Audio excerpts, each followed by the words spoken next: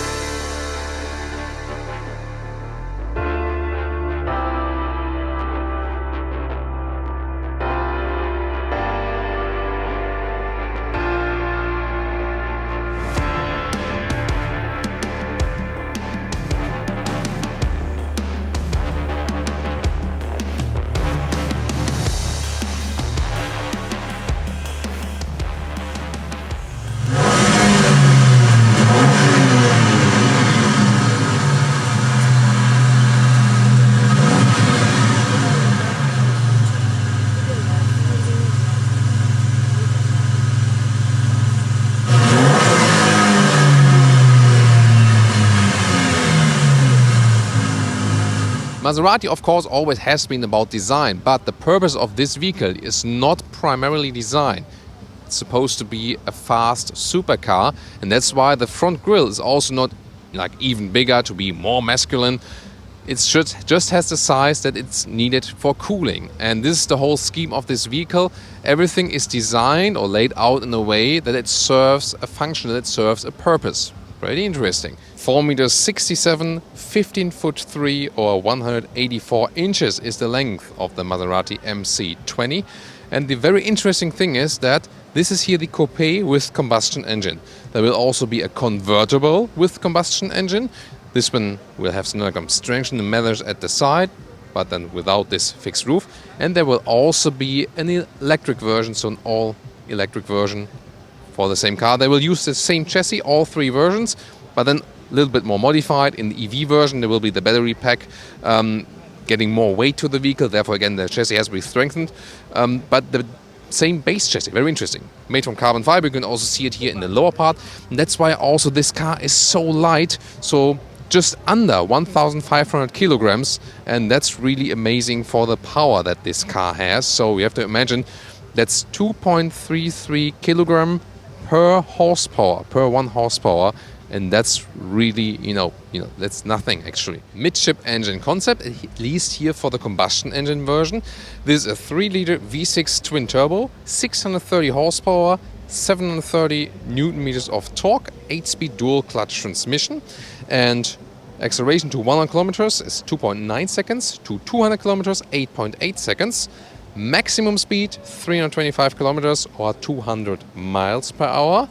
Very interesting. That's it for the combustion engine. The EV version will even be a little bit faster, 2.8 seconds, so 0.1 seconds faster to 100, and 8.4 seconds, so 0.4 seconds faster to 200, but a little bit, less fast here, 310 kilometers or 192 miles for the EV version. But interesting really that they put this engine here, the combustion engine, this V6, 3-liter V6, but also an all-electric version. But first here today about the combustion engine, a little bit more about it. It's called Nettuno, so like Neptune in Italian. And this is inspired by Formula One technology, has special Formula One developed technologies inside. And Maserati is also claiming that it's not only powerful, but also very efficient. So this is also another thing about this vehicle. They wanted to build a little bit more sustainable supercar with also less fuel consumption. We'll have to see about that while driving, but they are actually promising us that. We have to see that for ourselves. But very interesting that they also picked a V6 and they said, okay, 2 cylinders less. Not every supercar needs to have a V8 for example. So for weight reasons, also then weight balancing reasons, for example. And again, they said that this would have been the best concept to have, the best performance ratio overall. Yeah, and by the way, this engine also means 210 horsepower per liter. So this performance ratio, very impressive. And also the rear here, of course, very well. A lot of carbon fiber use here once again, and also a strong diffuser. The signature here, very wide here with this light strip. It really looks supercar-ish from the rear. And these exhaust pipes here, yeah, I mean, they look really real. Glad there's no job for the Autogefühl fake exhaust police, or would it be the Autogefühl Carabinieri for today here, close to Modena, home of Maserati. And also one of the big news is the engine talked about here is built here in Modena, and this hasn't been done for a lot of years now. So this is really a true Italian, a true Maserati Modena home vehicle. They actually built a new facility for that. So really a lot of investment here in this new supercar.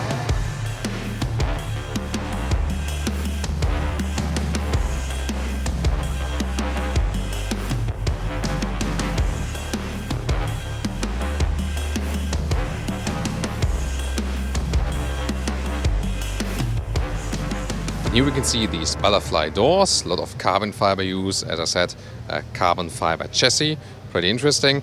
And also nice here, these handles, how you can pull the doors back right there. So it also has some racing heritage, of course. And here another good look here at this monocoque chassis, together with the Alcantara seats, sport seats, very well formed, very well shaped. Soon taking a test seat exclusively for you. Very interesting here. Of course, one of the first prototype vehicles here. And the steering wheel, another perspective here. This is the one then with Alcantara on the sides and a lot of carbon fiber use. Also the steering wheel. This looks really fancy. Carbon fiber plus Alcantara. Really, really cool. And also so many other parts are covered in this microfiber, Alcantara and the carbon fiber. So hardly anything, not covered with that. Pretty cool. And now I'll be, I think, one of the first ones to get inside here at this world premiere. So exclusively for you, of course. And an interesting thing is it's actually quite comfortable. So, I mean, it looks so supercar sporty-ish from the outside. And the first impression here, I mean, the microfiber is always better to sit on than like a strong, slick surface as well as for the comfort. And this makes a quite good impression so far. And indeed, this was also the plan. So they really want to make it a race car, yes, but didn't want any compromise on comfort. Suspension-wise, we have to see. Told you there will be different suspension modes, and you can also go back to a soft suspension in the sportier mode. But so far, this makes a very good impression, and also you'll have a good grip here, again, with the Alcantara steering wheel. Once again, this will be my view then to these digital instruments on the left. And really looking forward also for a test drive. We will, of course, deliver you a test drive at a later stage, and then I'll also show you more about the infotainment system and so on. And before we come to our final conclusion for today, you might ask yourself, yeah, what's the price of this one? Because you surely all want to buy it, right? So it will start, just an approximate guess, knowing the price of so far supercars and also knowing the pricing policy of Maserati. We estimate about 210,000 euros or dollars, and when you equip it a little bit more, get some of the options, you can get some or less, close to a little bit less than $250,000. Then there will also be the convertible. It's probably a little bit more expensive than this one here, and then the EV version will also be more expensive, so this one will be the cheapest entry version. So, and everything then somewhat probably between 200 and 250k something. Piece of cake, right? Well guys, this is always an impressive perspective when a car has these butterfly doors. We know also from the McLarens, for example, and when they're both opened, always a very, very interesting perspective. Really cool, right? So what about the conclusion for today? As I told you earlier, I first thought, yet another supercar, and so many supercars have been built, and they're all like, super great performance figures, blah, blah, blah. But this car here to me was really special because of many different unique things it has. First of all, the thinking concept behind it about the form follows function, not crawling out for most attention, but really to serve a function, serve a purpose. And that's also, for example, why so much Alcantara is used on the interior then.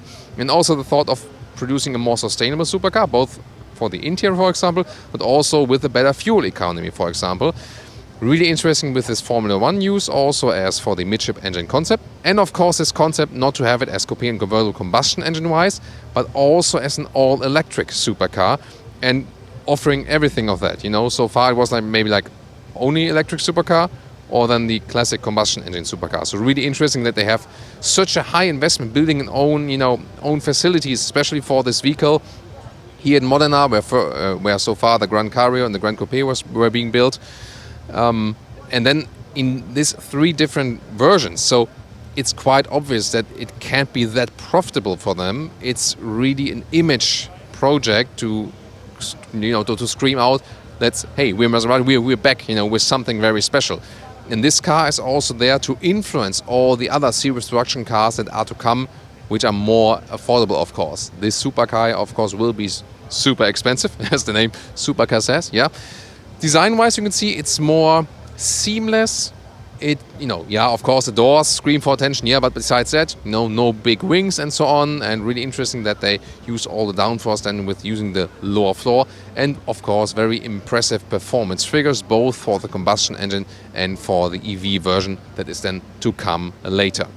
So, I really have to say, interesting things about this vehicle. Yeah, and of course, the Android Auto use for the infotainment system, which is really unexpected because the, Maserati hasn't been known for the best infotainment systems, and also not the Fiat mother company, not at all. So also pretty cool that they modernize a supercar with that. So far we've seen a lot of supercars with weird infotainment systems. Might that be the supercar with the best infotainment system ever? It will probably be the case.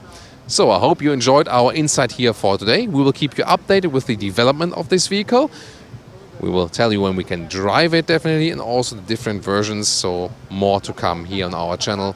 So please subscribe if you haven't done so far. See you next time.